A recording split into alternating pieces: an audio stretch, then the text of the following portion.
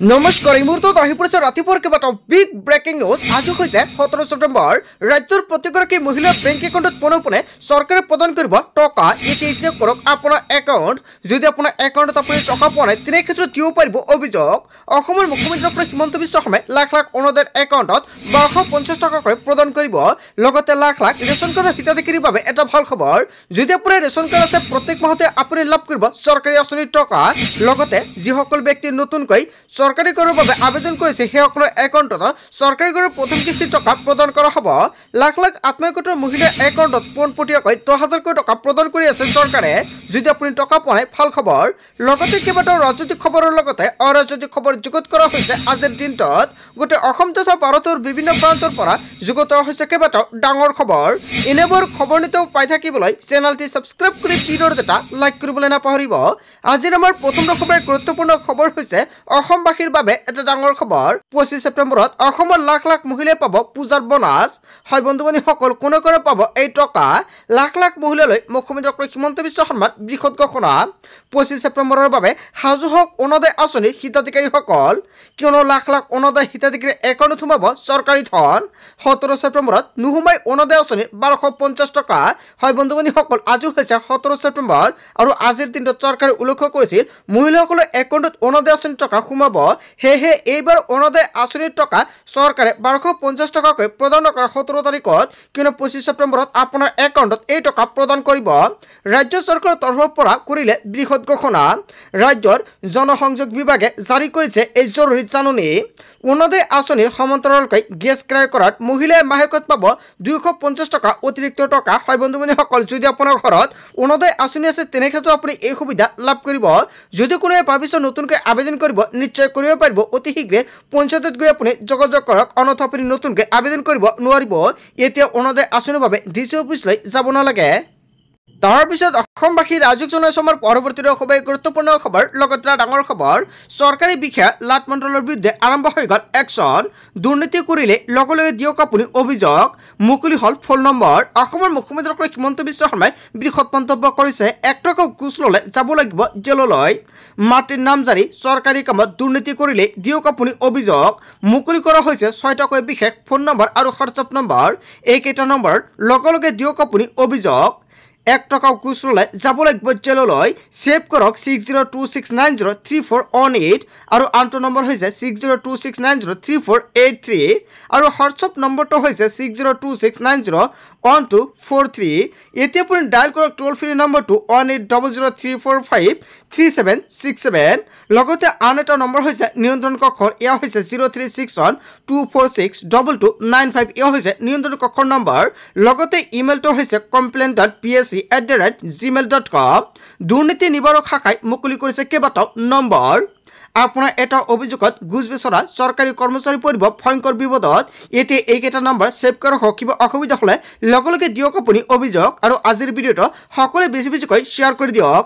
তাৰপিছত অসমবাসী ৰাজুক জনাইছে আমাৰ পৰৱৰ্তী খুবেই গুৰুত্বপূৰ্ণ খবৰ। লগতে ডাঙৰ খবৰ, অসমত নহয় SIRক লৈ মুখ্যমন্ত্ৰী ডক্টৰ হিমন্ত বিশ্ব শৰ্মাৰ বৃহৎ মন্তব্য। SIRক লৈ মুখ্যমন্ত্ৰী ডক্টৰ হিমন্ত বিশ্ব শৰ্মাই কেইবাটাও গুৰুত্বপূৰ্ণ মন্তব্য কৰিছে। অসমত SIRৰ কোনো প্ৰাসংগিকতা নাই বুলি মন্তব্য কৰিছে মুখ্যমন্ত্ৰীগৰাকী। সমগ্ৰ দেশজুৰি SIRক লৈ চলি আছে চৰ্চা। বিহাৰৰ SIRক লৈ কঠোৰ নিৰ্দেশ দিছে সৰ্বোচ্চ ন্যায়ালয়ে। নিৰ্বাচন আয়োগৰ SIRৰ পদ্ধতিত বৈধতা প্ৰমাণ হ'লেহে পাব কঠোৰ হ'ব সৰ্বোচ্চ ন্যায়ালয়। অসমত নহয় SIR অভিযোগত অসমৰ মুখ্যমন্ত্ৰী ডক্টৰ হিমন্ত বিশ্ব শৰ্মাই SIRক লৈ বৃহৎ মন্তব্য কৰিছে। নিৰ্বাচন আয়োগৰ SIR পদ্ধতিত অবৈধতা প্ৰমাণ পালেহে কঠোৰ হ'ব সৰ্বোচ্চ ন্যায়ালয়। ইয়াক লৈ কেইবাটাও বিগ আপডেট প্ৰকাশ পাইছে। তাৰপিছত অসমবাসী ৰাজুক জনাইছে আমাৰ পৰৱৰ্তী খুবেই গুৰুত্বপূৰ্ণ খবৰ। লগতে ডাঙৰ খবৰ, নিৰ্বাচন আহিলেই চৰকাৰে উচ্ছেদ নচলায়। অসমৰ মুখ্যমন্ত্ৰী ডক্টৰ হিমন্ত বিশ্ব শৰ্মাই উচ্ছেদক লৈ কেইবাটাও গুৰুত্বপূৰ্ণ মন্তব্য কৰিছে। বিজেপিয়ে কাক উচ্ছেদ চলায় জানেনে? মুখ্যমন্ত্ৰী ডক্টৰ হিমন্ত বিশ্ব শৰ্মাই মন্তব্য কৰিছে বিজেপি কাক উচ্ছেদ চলায়। গৰীব দুখীয়া খিলঞ্জীয়া মানুহৰ মাটি কাঢ়ি নিয়া লোকৰ ওপৰত উচ্ছেদ চলে বুলি মন্তব্য কৰিছে মুখ্যমন্ত্ৰী ডক্টৰ হিমন্ত বিশ্ব শৰ্মাই। অসমৰ মুখ্যমন্ত্ৰী ডক্টৰ হিমন্ত বিশ্ব শৰ্মাই উচ্ছেদক লৈ যিটো মন্তব্য কৰিছে জনতাই কি ক'ব? আচলতে মুখ্যমন্ত্ৰী ডক্টৰ হিমন্ত বিশ্ব শৰ্মাই গৰীব দুখীয়া খিলঞ্জীয়াৰ মানুহৰ মাটি কাঢ়ি নিয়া লোকসকলৰ ওপৰত উচ্ছেদ চলাইছে নেকি উচ্ছেদক লৈ মুখ্যমন্ত্ৰী ডক্টৰ হিমন্ত বিশ্ব শৰ্মাই বৃহৎ মন্তব্য কৰিছে। ডিটেনশ্যন কেম্পত এটাও হিন্দু বাংলাদেশী নাই। নিৰ্বাচনৰ সময়ত কংগ্ৰেছৰ মনত পৰে ডি বটৰৰ প্ৰসংগ। যদি এটাও হিন্দু বাংলাদেশী ডিটেনশ্যন কেম্পত আছে মোক দেখুৱাই দিয়ক মন্তব্য কৰিছে মুখ্যমন্ত্ৰী ডক্টৰ হিমন্ত বিশ্ব শৰ্মাই। আমি সকলোকে নিৰাপত্তা দিছোঁ বুলি মন্তব্য কৰিছে। আচলতে অসমৰ মুখ্যমন্ত্ৰী ডক্টৰ হিমন্ত বিশ্ব শৰ্মাই যিটো মন্তব্য কৰিছে উচ্ছেদক লৈ আৰু ডিটেনশ্যন কেম্পক লৈ, ইয়াৰ বিষয়ে জনতাই কি ক'ব? যদি জনতাৰ কিবা ক'ব লগা থাকে আপোনালোকৰ মন্তব্য নিশ্চয় কমেণ্ট কৰি জনাই দিব। তাৰ পিছত অসমবাসী ৰাজুক জনাইছো আমাৰ পৰৱৰ্তী খুবেই গুৰুত্বপূৰ্ণ খবৰ, লগতে ডাঙৰ খবৰ। মিয়াক লগত লৈ ইউনুছৰ আকৌ গৰ্জন। এইখন অসমত মুছলমানে নিজকে আলসী বুলি ভাবিব লগা হৈছে। এনেকুৱাকৈ ইউনুছ তামুলে কেইবাটাও ডাঙৰ মন্তব্য কৰিছে। এইখন অসমকাৰৰ পৈতৃক সম্পত্তি নহয়, অসমখন কোনো মালিকে চলাই থকা নাই। এইখন অসমত সকলো জনগোষ্ঠীক লৈ চলা অসম। যিকেইজন অসমক নিজৰ বুলি ভাবিছে তেওঁলোক মূৰ্খ। এইখন অসমত আমি আলসী নহয়, আমাৰ পূৰ্বপুৰুষৰ এইখন অসমত তেজ দিছে বা তেজ আছে বুলি মন্তব্য কৰিছে ইউনুছ তামুলীয়ে। গতিকে কোনোৱে আমাক সন্দেহজনক নাগৰিক বুলি ক'ব মনে মনে বহি নাথাকো। আলী আহমেদ হুছেইন লিখিলেই সন্দেহজনক নাগৰিক নহয়। যি এওঁলোকক সন্দেহজনক বুলি কয় তেওঁ আমাৰ বিষয়ে জানি লওক। আপোনালোকৰ অসমত যিমান অধিকাৰ আছে আমাৰো সিমান অধিকাৰ আছে। আমাক সন্দেহযুক্ত নাগৰিক বুলি কোৱা কথাটো এখন নাটক বুলি মন্তব্য কৰিছে। এই নাটকৰ জবনিকা আমি পেলাই দিম এনেকুৱাকৈ কেইবাটাও গুৰুত্বপূৰ্ণ মন্তব্য কৰিছে ইউনুছ তামুলীয়ে। এই নাটক একাংশ দল সংগঠনে আৰম্ভ কৰিছে, কিন্তু আমি শেষ কৰিম। যদি কোনোৱে পুনৰ মিয়াক টাৰ্গেট কৰে তেন্তে বাধা দিব ইউনুছ তামুলীয়ে। আমি মুখেৰে নহয় কামেৰে কৰি দেখুৱাই দিম। হয় বন্ধু বান্ধৱীসকল, গৌমূত্ৰ সেৱন কৰি যিসকলে বুৰঞ্জী লিখিছে আমি সেই বুৰঞ্জী নামানো। আমি প্ৰতিশ্ৰুতিবদ্ধ, আমাক কোনেও ৰাখিব নোৱাৰে। শিৱসাগৰ গোলাঘাট কাৰো বাপেকৰ নহয়।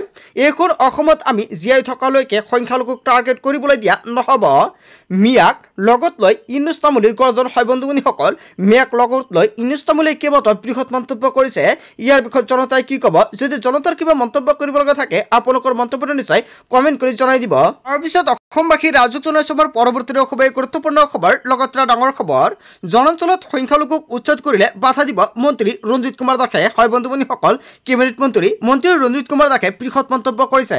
সংখ্যালঘুক উচ্ছেদ কৰিলে বাধা দিবলৈ আগত থিয় হ'ম বুলি মন্তব্য কৰিছে ৰঞ্জিত কুমাৰ দাস। বনাঞ্চলত নথকা সংখ্যালঘু আতংকিত হ'ব নালাগে। হয় বন্ধু বান্ধৱীসকল, যদি আপুনি বনাঞ্চলত নাই তেনে ক্ষেত্ৰত আপুনি আতংকিত নহ'ব।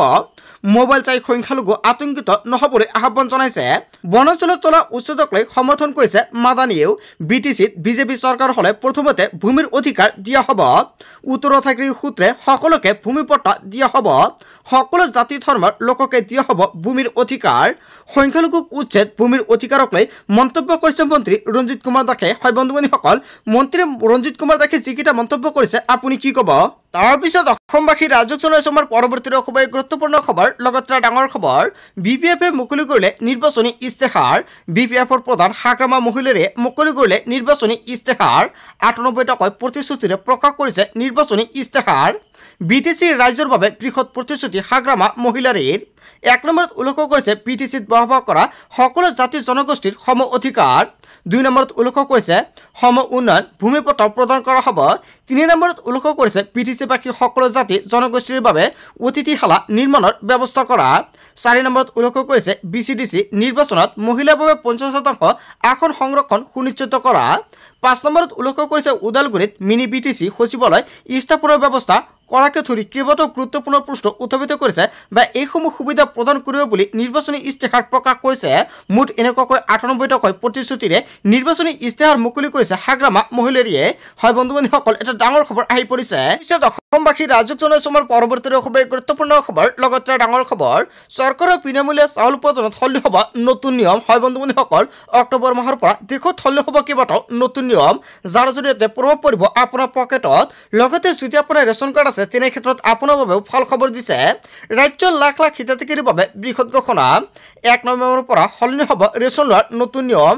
১ অক্টোবৰৰ পৰা যদি আপোনাৰ ৰেচন কাৰ্ড আছে তেনে ক্ষেত্ৰত লাভ কৰিব ৪টা নতুন সুবিধা, আৰু যদি আপোনাৰ ৰেচন কাৰ্ড নাই নাই তেনে ক্ষেত্ৰত 1 নৱেম্বৰৰ পৰা পাব আপুনি ভাল খবৰ সম্পূৰ্ণ নতুন পদ্ধতিৰে ল'ব লাগিব ৰেচন কাৰ্ড থাকিলে আবেদন নকৰাকৈ লাভ কৰিব অৰুণোদয় আঁচনি হয় বন্ধু-বান্ধৱীসকল চৰকাৰে বৃহৎ সিদ্ধান্ত গ্ৰহণ কৰিছে এতিয়াৰ পৰা যদি আপোনাৰ ৰেচন কাৰ্ড আছে তেনে ক্ষেত্ৰত আবেদন নকৰাকৈ লাভ কৰিব অৰুণোদয় আঁচনিৰ সুবিধা বিনামূলীয়া ৰেচন আৰু অৰুণোদয়ৰ নিয়ম সলনি কৰিলে মুখ্যমন্ত্ৰী ডক্টৰ হিমন্ত বিশ্ব শৰ্মাই নতুনকৈ ৰেচন কাৰ্ডৰ আবেদন কৰা সকলৰ বাবে ডাঙৰ খবৰ যদি আপুনি নতুনকৈ ৰেচন কাৰ্ডৰ বাবে আবেদন কৰিছে তেনে ক্ষেত্ৰত আপুনি নতুনকৈ ৰেচন কাৰ্ড লাভ কৰিব চৰকাৰে নতুন ৰেচন কাৰ্ড বিতৰণ কৰিব চাউলৰ লগতে প্ৰতিগৰাকী হিতাধিকাৰী পাব দাইল চেনি আৰু নিমখ বজাৰতো কম দামতে লাভ কৰিব এইসমূহ সামগ্ৰী কেনেকৈ কৰিব আপুনি নতুনকৈ আবেদন ৰেচন কাৰ্ডৰ বাবে সম্পূৰ্ণকৈ জানি লওক pds.assam.gov.in পৰ্টেলত ৰেচন কাৰ্ডৰ বাবে কৰিব পাৰিব আপুনি আবেদনৰ বাবে খাদ্য ৰাজহুৱা বিতৰণ আৰু গ্ৰাহক পৰিক্ৰমা বিভাগত আপুনি যোগাযোগ কৰিব লাগিব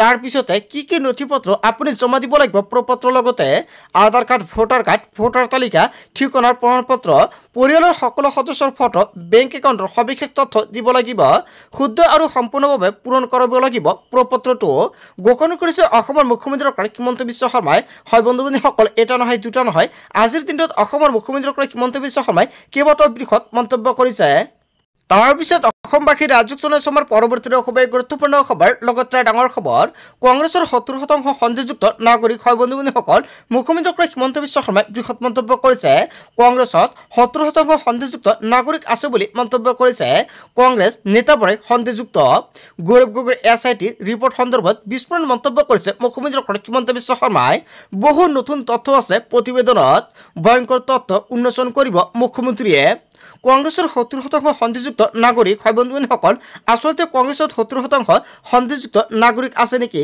জনতাই কি ক'ব জনতাৰ মন্তব্যটো কমেণ্ট কৰি জনাই দিব তাৰ পিছত অসমবাসী ৰাজযোগ জনসমাৰ পৰৱৰ্তী খুবেই গুৰুত্বপূৰ্ণ খবৰ লগতে ডাঙৰ খবৰ মুছলমানৰ বিৰুদ্ধে মন্তব্য কৰি মহাবিবাদত পৰিছে বিজেপি নেতাৰ মন্তব্যক লৈ তীব্ৰ প্ৰতিক্ৰিয়াৰ সৃষ্টি হৈছে মুকলিকৈ মুছলমানক ভাবুকিৰ অভিযোগ বিজেপি নেতাৰ বিৰুদ্ধে বিজেপি নেতা তথা প্ৰাক্তন মন্ত্ৰীৰ মন্তব্যৰ বিৰুদ্ধে ৰুজু হৈছে গোচৰ মই হিন্দুত্বৰ বাবে যুঁজি থাকিম কাকো ভয় নকৰো বুলি মন্তব্য কৰিছিল হিন্দুক চ্যালেঞ্জ দিলে ইয়াৰ উচিত প্ৰত্যুত্তৰ দিয়ে বিজেপি নেতা চিটি ৰবিৰ বিৰুদ্ধে জাঙুৰ খাই উঠিছে মুছলমান সমাজ আইনী ব্যৱস্থা লোৱাৰো দাবী মুছলমান সমাজৰ ধৰ্মৰ নামত হিংসা বিয়পাৰ অভিযোগ বিজেপি নেতাৰ বিৰুদ্ধে বিজেপি নেতাৰ মন্তব্যক লৈ তীব্ৰ প্ৰতিক্ৰিয়া বন্ধু-বান্ধৱীসকল গোটেই অসম তথা ভাৰতৰ বিভিন্ন প্ৰান্তৰ পৰা যুগত হৈছে কেইবাটাও ডাঙৰ খবৰ এনেবোৰ খবৰ নিতৌ পাই থাকিবলৈ চেনেলটি সাবস্ক্ৰাইব কৰি ভিডিঅ'টো এটা লাইক কৰিবলৈ নাপাহৰিব। So thank you for watching full video.